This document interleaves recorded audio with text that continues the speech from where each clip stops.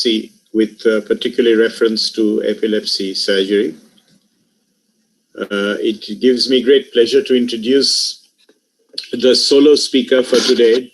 Dr. Hasib Hassan was supposed to be a second speaker today, but unfortunately he's taken ill and cannot be with us on this webinar. I hope he has a very quick recovery. So we will only have one speaker, and that will be Dr. Amitavo Das. Amitavo, as you all know, is a consultant neurosurgeon at Park Clinic. He's also an assistant professor of neurosurgery at the Vivekananda Institute of Medical Sciences. And Amitavo is one of the brightest students of Medical College, Calcutta, where he did his undergraduate training and then went on to do his master's in general surgery. He did his MCH in neurosurgery from the All India Institute of Medical Sciences, and then returned back to Calcutta to start his neurosurgical practice. And of course, he is a very prolific neurosurgeon, apart from being very academically orientated. And his special interests are spine surgery, including minimally invasive spine surgery, as well as all types of cranial surgery, including trauma and tumor. Amitavo has put together this very extensive lecture on epilepsy, including epilepsy surgery, and it's a very painstaking effort. So I think rather than spend more time, I will hand over to Amitavo. And at the end, if you have any questions or clarifications, we may discuss them. So all yours, Amitavo. Thank you, sir.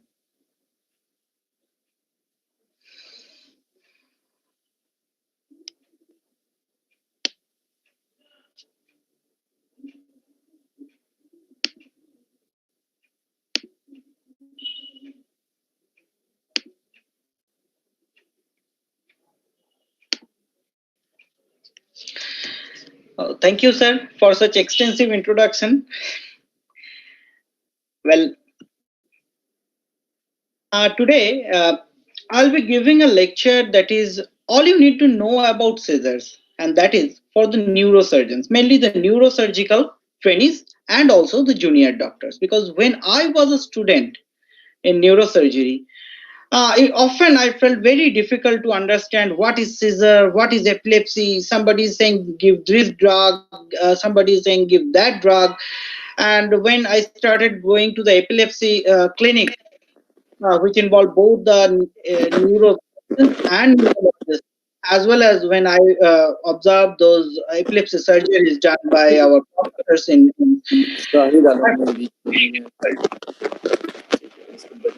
I found it very difficult. So later on, I tried to collaborate all these things and summate all these things and read from different books. And in this presentation, I have just given an overview of all the, you need to know about seizures, mainly for the neurosurgeons. First of all, what is seizure and what is epilepsy? They are not synonymous. A seizure is an abnormal paroxysmal cerebral neuronal discharge that results in alteration of sensory motor functions, behavior, and consciousness of the person. While on the other hand, epilepsy is a disorder that is characterized by recurrent, that is 2 or more unprovoked seizure attacks with specific clinical characteristics and ages at onset. So, next important thing is classification.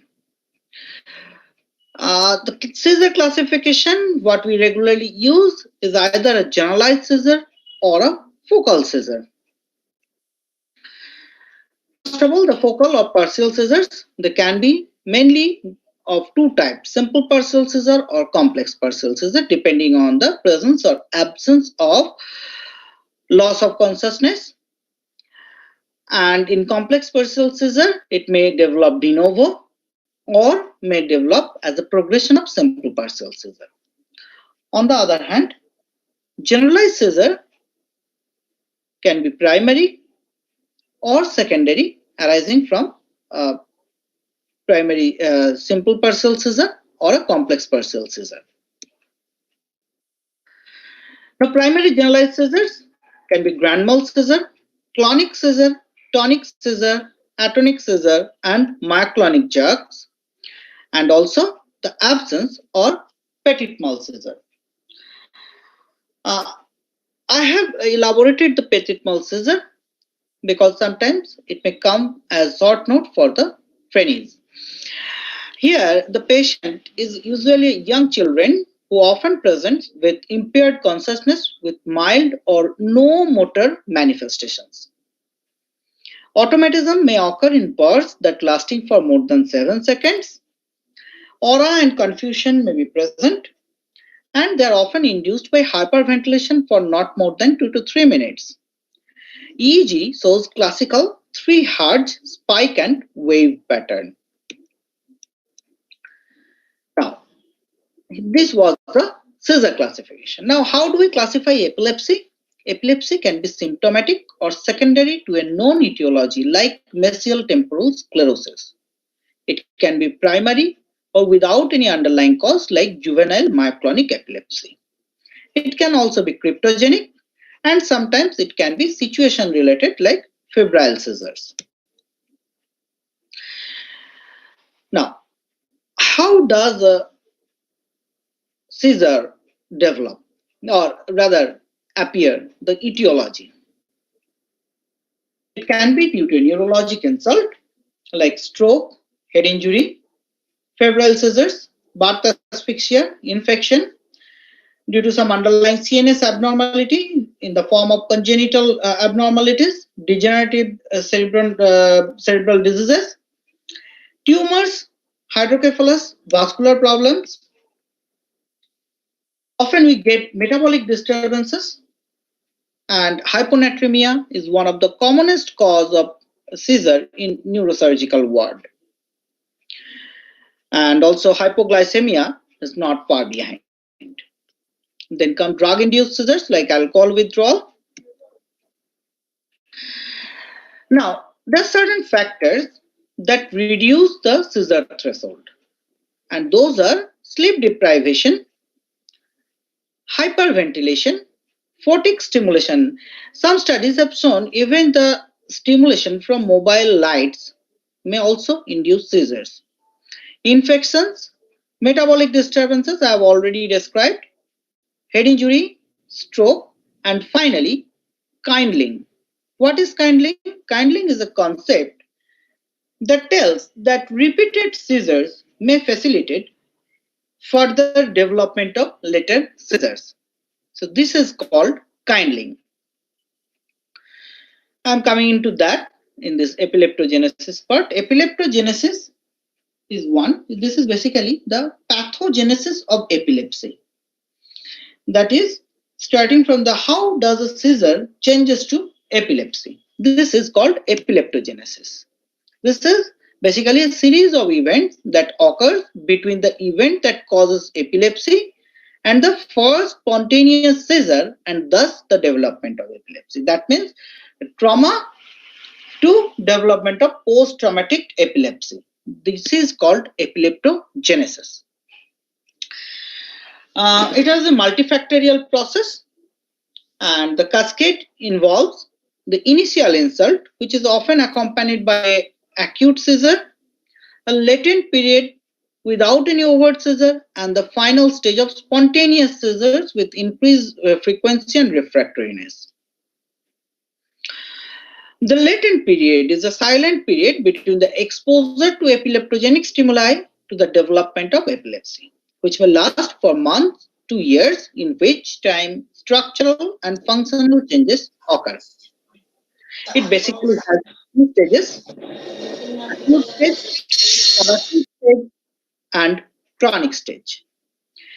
In acute stage, there occurs induction of immediate early genes, regulation of ion channels and receptors, that is, a clustering of excited neurotransmitters occur, and decrease in the inhibitory neurotransmitter receptors also occur, like endocytosis of GABA A receptor.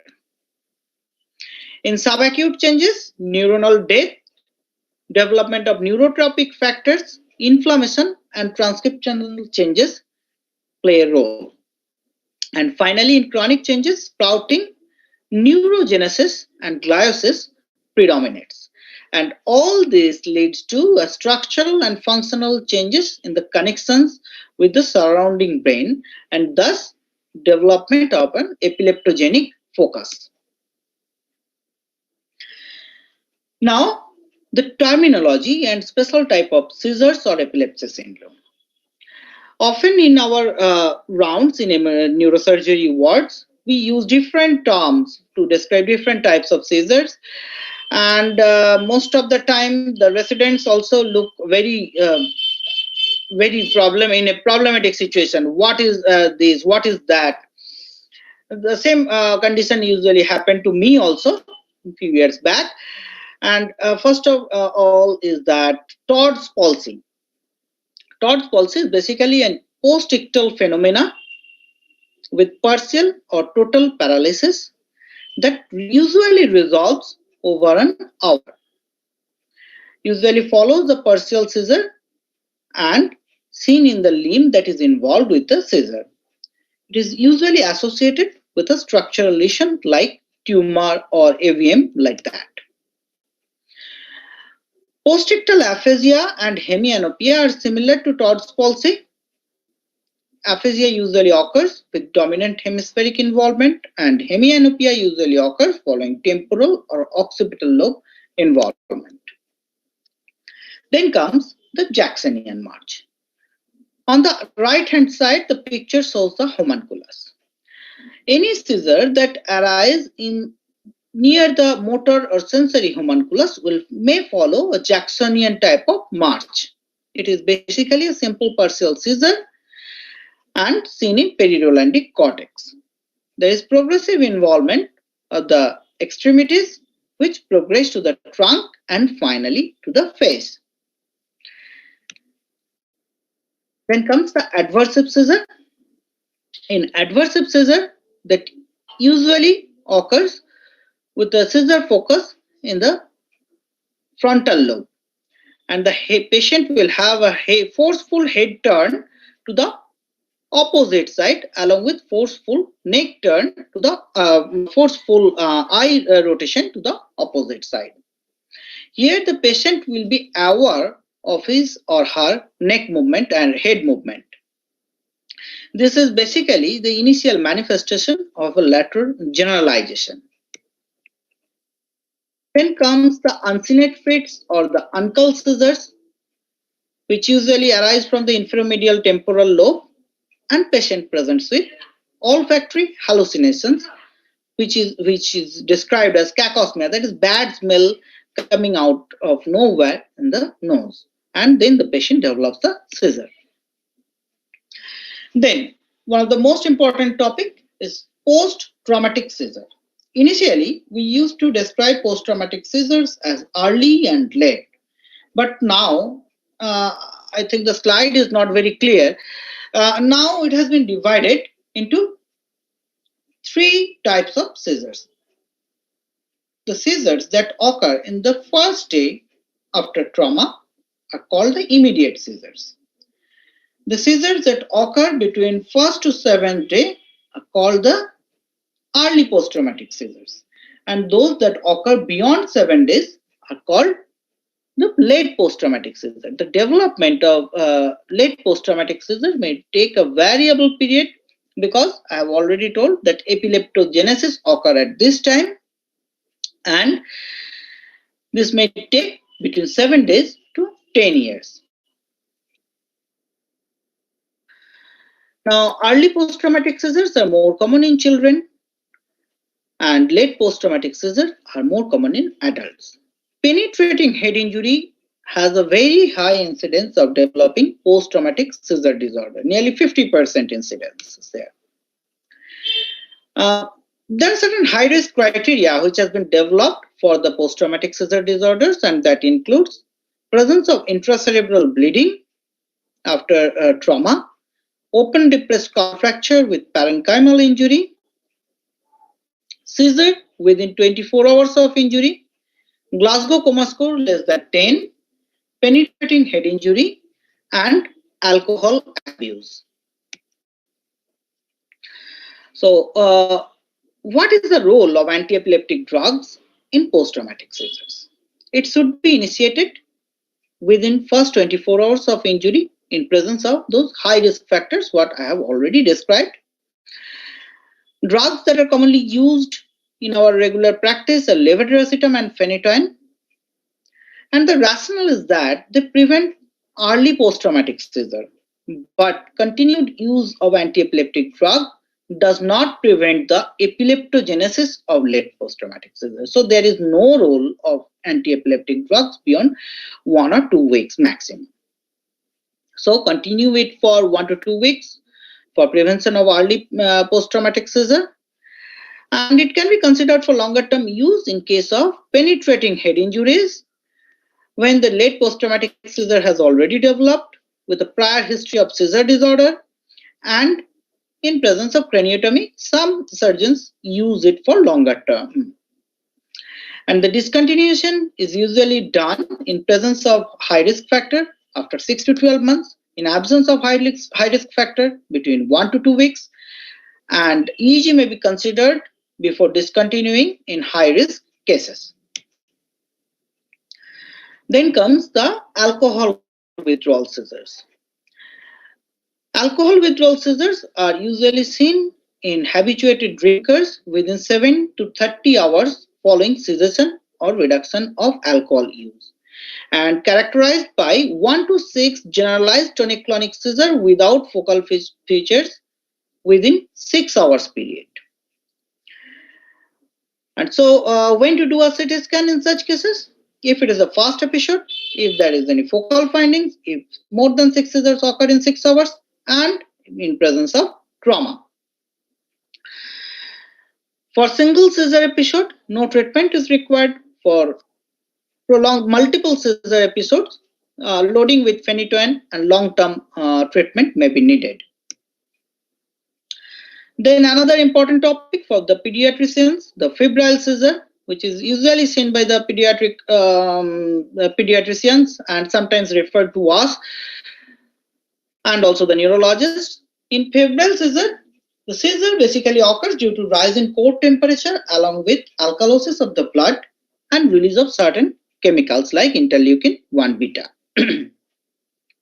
Most are tonic-clonic in nature, and they can be simple type or complex type, and sometimes if they last for more than 30 minutes, they're called febrile status epilepticus.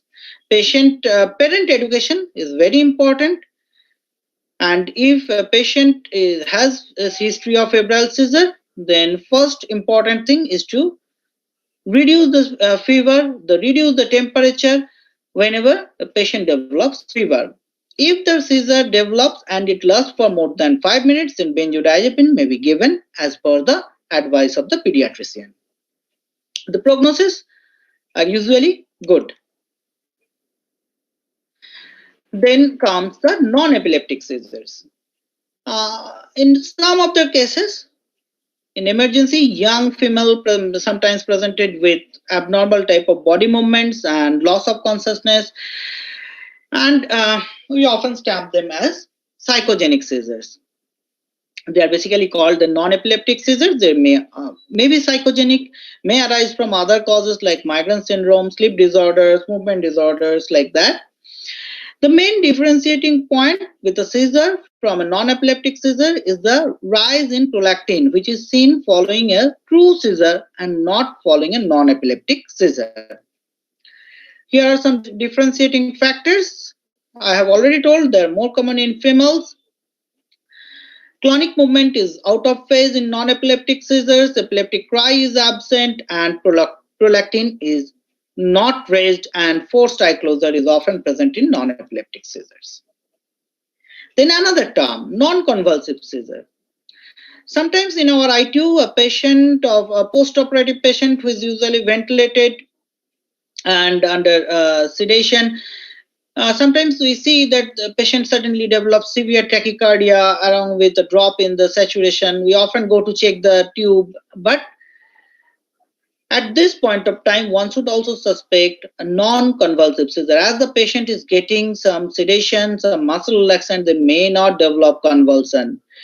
So in such cases, early consultation with the neurologist and early EEG, bedside EEG, should be done and treated accordingly, along with the metabolic factors should be excluded immediately.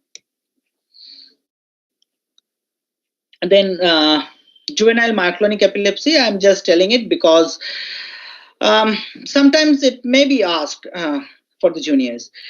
Idiopathic generalized epilepsy syndrome with a strong family history is the bottom line of juvenile myoclonic epilepsy. Bilateral myoclonic jerks may be present, patient may present with GTCS or even absent seizures. EEG classically will have polyspike discharges, like is shown in this picture. Polyspike discharges, and the treatment is valproate. Then West syndrome or Saalam Seizure. This is another interesting type of seizure, usually seen in infancy. And patient usually have recurrent gross flexion of the trunk as shown in the picture, recurrent gross flexion of the trunk, and occasionally patient may develop extension. And they usually have interictal hypsarrhythmia in EEG, and the treatment is steroids or ACTH. They are often called the Saalam seizure because of the Saalam type of position of the child. This is hypsarrhythmia on the right hand side. I'm not going into details of this Lennox-Gastaut syndrome. Then gelastic seizure. Gelastic seizure is usually seen in hypothalamic hamartoma, and a patient may be referred to the neurosurgeon with the tumor in the brain, and the patient often have sudden bursts of laughter that are usually unpleasant and sardonic. They rarely respond to anti-epileptic treatment. Previously, it was treated with surgical removal of the hypothalamic hamartoma, but now with the advent of gamma knife radiosurgery and radiotherapy, they are usually treated by these methods. Now, I want to show you a YouTube video of the gelastic seizure. Look at this child.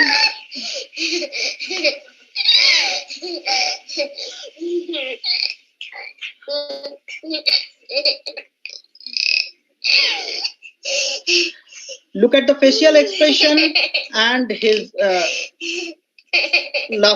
laughter, which is not seems to be normal.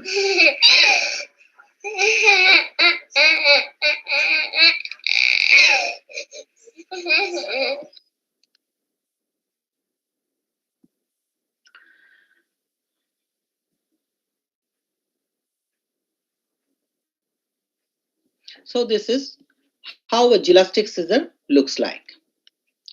Then the opposite of gelastic seizure is diachronistic seizure, sudden burst of abnormal crying. And again, the source is hypothalamus. Then comes the seizure semiology. Semiology means the progression of the seizure. How does the seizure progress with time? First, the temporal lobe seizure, which is the most common type of seizure. And usually they are complex partial in type. Mesial temporal sclerosis is one of the commonest causes of temporal lobe epilepsy. They are often associated with complex type of febrile seizure with a strong family history and usually seen in the first decade of life, and often becomes medically refractory with aura is very common at presentation. Patient usually have 5 phases: the prodrome, the aura, the automatism, the ictus, and the post-ictal state. Now, temporal lobe epilepsy is very well described, I think, in Alice in Wonderland. And actually, 10 years back, Dr. Chatterjee used to tell us in the reward round that Alice in Wonderland is a very wonderful description of temporal lobe epilepsy. How? I'm coming to that too. I think all of us have read Alice in Wonderland.